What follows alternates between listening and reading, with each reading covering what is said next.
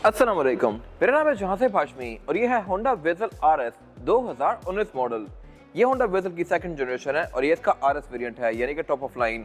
Looks के लिहाज से ये गाड़ी काफ़ी डिसेंट है और इसके अलावा इसका फेसलिफ्ट वाला वर्जन है जिसमें इस गाड़ी की बहुत सारी चीज़ें चेंज कर दी गई थी। क्या क्या चेंज हुआ था मैं आगे कवर करूंगा इस रिव्यू में।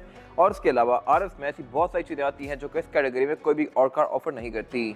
खैर, ये सारी चीज़ें मैं कवर करूंगा अभी। फिलहाल अगर बात की जाए सबसे इंपॉर्टेंट चीज़ की तो वो है इस गाड़ी की प्राइस। इसकी डिमांड 88 लाख रुपीस है और ये गाड़ी साइकिल मोटरस्पोर्ट के पास अवेलेबल है। ये गाड़ी 19 मॉडल है, 24 इंपोर्ट है और अनरजिस्टर्ड है। अगर आपने इसके बारे में कोई इन्फॉर्मेशन लेनी है तो आप इस दिए गए नंबर पर कॉल कर सकते हैं या फिर आप साइकिल मोटरस्पोर्ट को विजिट कर सकते हैं जो कि रावलपिंडी में DSA2 के गेट 1 के ऑपोजिट लोकेटेड है। साइकिल मोटर्स के टोटल 2 ब्रांचेस हैं, एक रावलपिंडी में मरी रोड पे और फिर एक रावलपिंडी में ये वाली ब्रांच। इन दोनों ब्रांचेस पे गाड़ियों की बाइंग एंड सेलिंग के साथ साथ गाड़ियों के काम भी किए जाते हैं, जैसे कि tints, wrap, ceramic coating, PPF, graphene coating. यहाँ पे गाड़ियाँ फेसलिफ्ट भी की जाती हैं, यानी कि आप अपनी 15 वाली वेज़ल को इस वाली शेप में भी कन्वर्ट करवा सकते हैं। और इसके अलावा यहाँ फिर एक पेंट बूथ भी अवेलेबल है जहाँ पे बेस्ट क्वालिटी का पेंट किया जाता है। सो गाड़ियों की बाइंग एंड सेलिंग, मॉडिफिकेशन या फिर किसी भी तरह के काम के लिए cycle motorsports is the place. Overall, it's a great vehicle, and today I'm going to review it. Let's start with the exterior of this car. Looks के लिहाज से ये गाड़ी काफी गोलमोल सी है। इसके बाद वाली जो वेज़ल है वो काफी स्ट्रेट सी है, वो जितनी पॉइंटी और शार्प है ये उतनी ही राउंड एंड गोल गोल सी है। खैर, ये इस गाड़ी का फेसलिफ्ट वाला वर्जन है जिसमें इस गाड़ी की हेडलाइट, टेल लाइट और इंटीरियर में कुछ चेंजेस किए गए थे।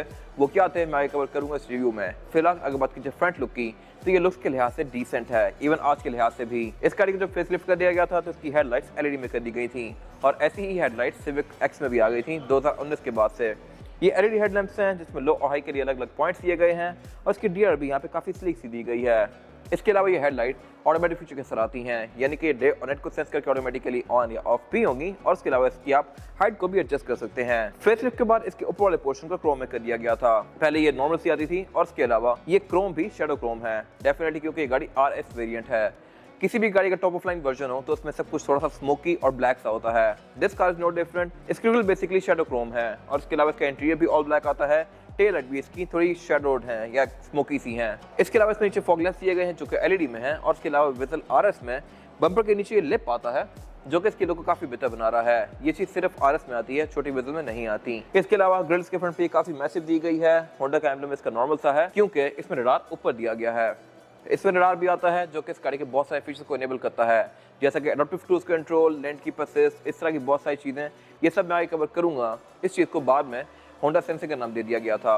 वाइपर इसके थोड़े से हिडन है, यानी कि बोनट के नीचे दिए गए हैं और इसके बोनट की कटल लाइंस भी काफी शार्प सी हैं। और इसके बाद अगर बात की जाए गाड़ी की साइड प्रोफाइल की तो ये पूरी ही कार की तरह काफी राउंड सी है, लेकिन यहाँ फीचर्स काफी अच्छे दिए गए हैं। प्लस RS में कुछ चीजें एक्स्ट्रा आती हैं, इस तरह से कि इसकी जो ये 7 एप्रन्स दिए गए हैं टायर्स के आसपास, पूरी गाड़ी के आसपास ये ग्लॉस ब्लैक के फिनिश में है। ये प्रॉपर पेंट है, जबकि सिंपल कार्स में ये मैट फिनिश में आते हैं या फिर बॉडी कलर में आते हैं। इसकी लुक काफी डिस्टिंक्टिव सी है। इसके अलावा साइड मिरर फीचर्स के लिहाज से भी काफी इक्विप्ड हैं, इस तरह से कि रिट्रैक्टेबल हैं, एडजस्टेबल हैं, इनमें ऑटो का फीचर भी आता है। इसमें ये इंडिकेटर भी दिए गए हैं और इसके अलावा इसके नीचे ब्रांच पर पॉइंटेड टाइप का एरिया भी दिया गया है। इसके अलावा यहाँ पे हाइब्रिड की बैजिंग दी गई है जो कि शो को बताता है कि एक हाइब्रिड कार है। ये RS वाले रिम्स हैं जो कि सिर्फ RS तक ही लिमिटेड है, छोटी कार्स में ये डिजाइन नहीं आता। टायर्स गाड़ी में प्रीलिए के हैं, इन पे मैं आगे डिस्कशन करूंगा अभी। और अगर बात की जाए इस गाड़ी की एब्सोल्यूट साइड प्रोफाइल की तो साइज के लिहाज से ये गाड़ी स्पोर्टिव वगैरह से थोड़ी सी छोटी है। इसका एग्जैक्ट कंपटीशन आप MG ZS EV को कह सकते हैं या फिर Chery Tiggo 4 Pro को कह सकते हैं। Corolla Cross भी कुछ हद तक इसी साइज में आती है, बट स्टिल ये गाड़ी फीचर्स के लिहाज से इन सब से बहुत ऊपर है। Corolla Cross पे रडार वगैरह नहीं आते और कुछ और भी चीजें कम हैं जो कि इस गाड़ी में दी गई हैं। इसके अलावा इसके डोर हैंडल्स क्रोम में आते हैं, इसको आप यहीं से ही लॉक या अनलॉक भी कर सकते हैं और इसमें रूफ जो है ये फिक्स आती है। ये इस गाड़ी का सिर्फ ड्रॉबैक है। वेज़ल की जो नई जनरेशन है उसमें प्ले पैकेज के अंदर मून रूफ आती है, लेकिन इस एरा तक रूफ सॉलिड ही आती थी, तो सिर्फ यहाँ वेज़ल मार्क आती है। बाकी हर लिहाज से ये गाड़ी बहुत नेक्स्ट लेवल पे है। इसके अलावा इसकी जो साइड स्कर्ट्स हैं ये भी थोड़ी सी कर्व्ड हैं जो कि अगेन अनयूजुअल डिजाइन है, मोस्टली कार्स में आपको ऐसी देखने को नहीं मिलती। और इसके अलावा यहाँ पे एक और भी इंटरेस्टिंग चीज है और वो ये है कि इसका रेड जो है बिल्कुल फ्लश सा है। यहाँ पे कोई डोर हैंडल नहीं दिया गया जैसा कि मोस्टली कार्स में आते हैं और इसकी 2 मेन वजह है। एक तो ये है कि एक तो इसमें एयर का ड्रैग नहीं बनता। हाइब्रिड गाड़ियों में एवरेज सब कुछ होती है, तो यहाँ पर क्योंकि डोर हैंडल होगा ही नहीं तो यहाँ पर ड्रैग नहीं बनेगा, ना ही कोई उसकी आवाज़ आएगी हवा गुजरने की। और नंबर 2, इसकी लुक काफी नीट हो जाती है। इसके डोर हैंडल को यहाँ पिलर में इनकॉर्पोरेट किया हुआ है और फिर यही डिजाइन बहुत सारी और भी गाड़ियों ने कॉपी किया। ये वो गाड़ी थी जिसने ये ट्रेंड स्टार्ट किया था। फिर CHR में, लेटेस्ट प्रियस में इन गाड़ियों में चीज़ आने लग गई, बट ये ओरिजिनल गाड़ी है। खैर, इसके अलावा इस गाड़ी में एंट्री और एग्जिट भी आसान है एज कम्पेयर टू सिविक, क्योंकि ये गाड़ी हाइट के लिहाज से थोड़ी सी ऊंची है। आप अपनी हाइट पे ही जाकर यहाँ बैठ सकते हैं और इसमें इंटीरियर के फ्रिल्स भी काफी प्रीमियम यूज की गई हैं। फ्यूल डोर इसमें लेफ्ट पे ही दिया गया है और इसके अलावा बैक पे गाड़ी एक शार्प एंटीना भी ऑफर करती है। इसके बाद अगर बात की जाए इस गाड़ी के रेयर लुक की, तो ये भी लुक्स के लिहाज से डिसेंट सा है और ये इसकी फेस पे वाइट टेल लाइट्स हैं। कैसे है मैं बताता हूँ। इसमें जो नीचे वाला एरिया है ये थोड़ा सा स्मोकी है, बस ये डिफरेंस है। पहले ये थोड़ा वाइट से आता था, अब इसको स्मोकी कर दिया गया है। और इसके अलावा की ट्रंक की जो क्रोम की गार्निश है ये भी स्मोकी ग्रे में है, क्योंकि एक गाड़ी आरएस वर्जन है। पहले यहाँ पे गार्निश इस तरह की नहीं आती थी।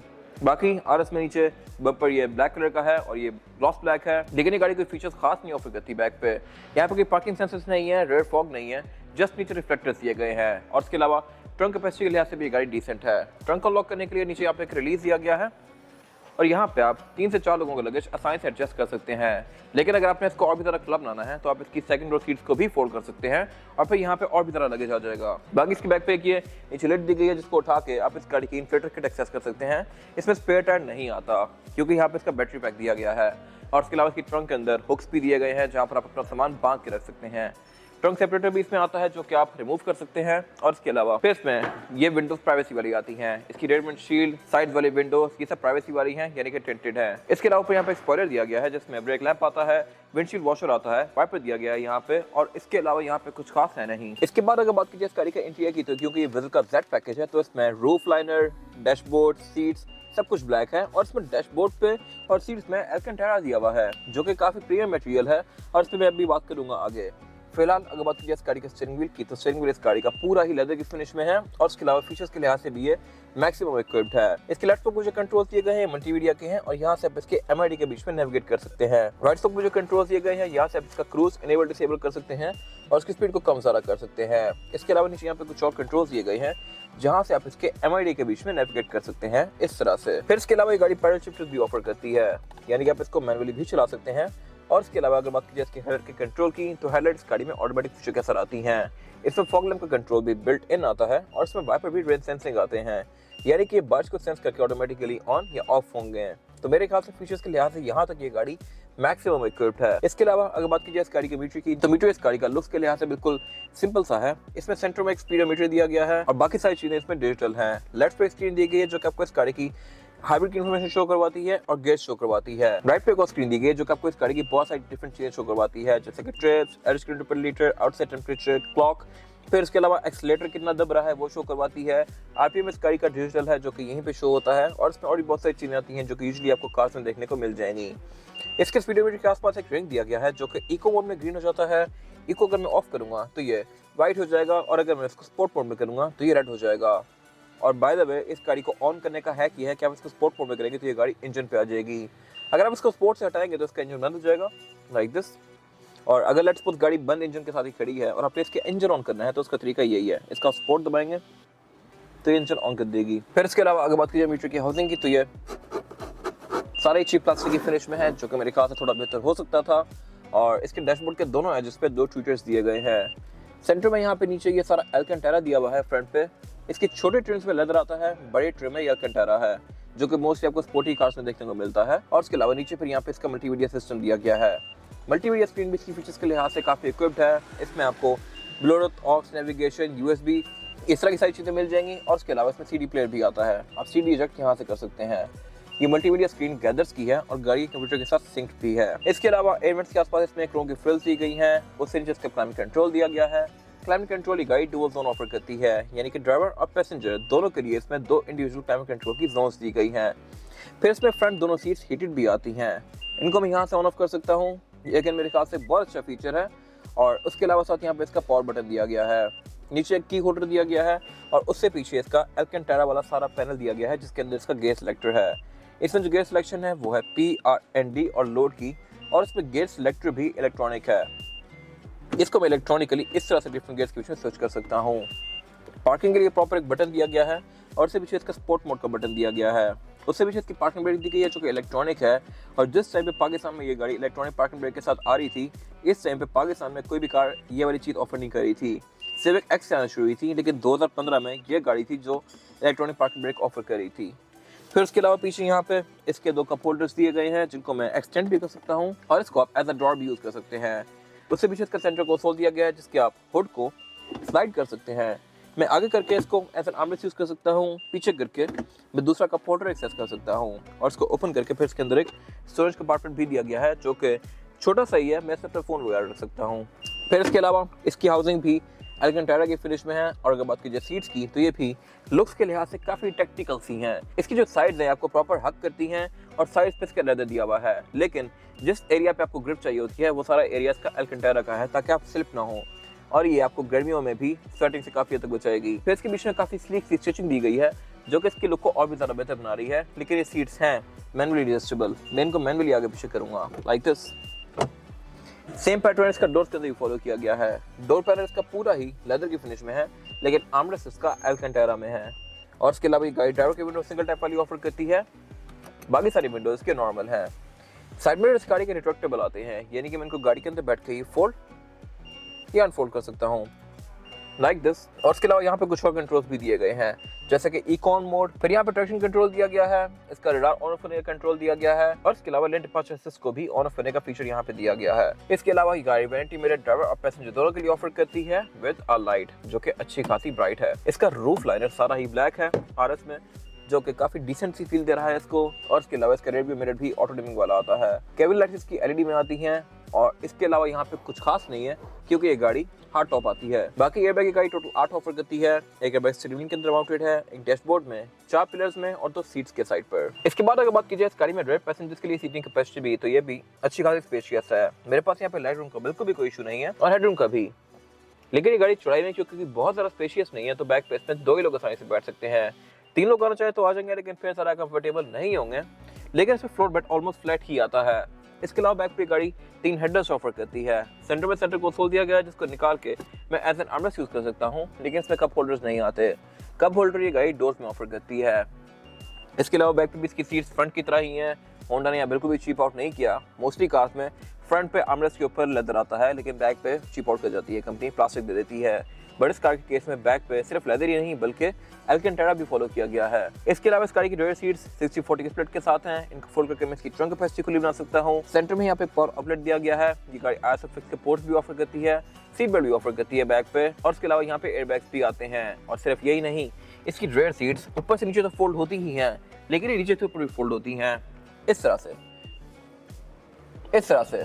मैं इसको नीचे से इस तरह से उठा के यहाँ पे अपनी मर्जी से सामान वगैरह भी रख सकता हूँ जैसे कि वॉशिंग मशीन, साइकिल या टीवी वगैरह कुछ भी। तो ये अगेन मेरे ख्याल से एक काफ़ी इंटरेस्टिंग क्वर्क है इस गाड़ी का और इसके अलावा यहाँ पे कुछ खास है नहीं। इसके बाद अगर बात कीजिए इस गाड़ी के इंजन की तो इंजन गाड़ी 1.5 हाइब्रिड ऑफर करती है। इस बॉडी में 2 मेन इंजन आते हैं, 1.5 हाइब्रिड एंड 1.5 सिंपल।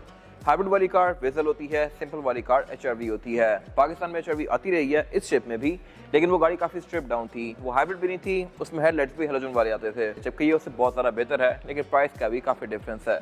खैर ये इंजन आपको तकरीबन 20 से 25 तक की एवरेज आराम से दे सकता है। और अगर बात कीजिए परफॉर्मेंस फिगर्स की तो ये गाड़ी 130 to 140 हॉर्स पावर प्रोड्यूस करती है और ये परफॉर्मेंस फिगर बहुत सफिशिएंट है इस बॉडी साइज के लिहाज से।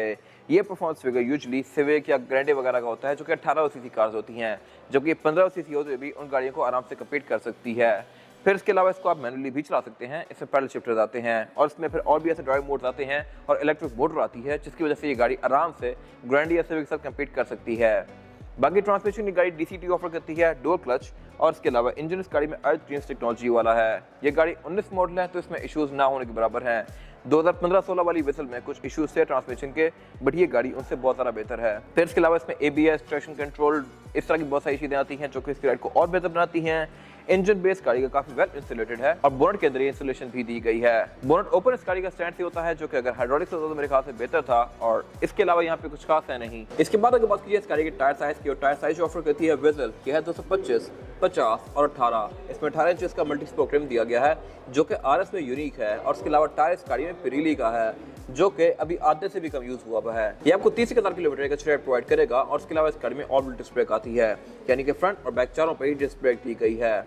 इसके अलावा यहाँ पे कुछ खास है नहीं। ये था आज का रिव्यू। अगर आपको ये रिव्यू पसंद आया है तो इस रिव्यू को लाइक कीजिए, मेरे चैनल को सब्सक्राइब कीजिए और अगर आपके पास गाड़ी से रिलेटेड कोई भी राय है तो उसको कमेंट सेक्शन में शेयर जरूर कीजिएगा ताकि वो लोग जो गाड़ी देने वाले हैं वो आपकी राय से फायदा उठा सकें। अपना ख्याल रखिएगा। Thank you.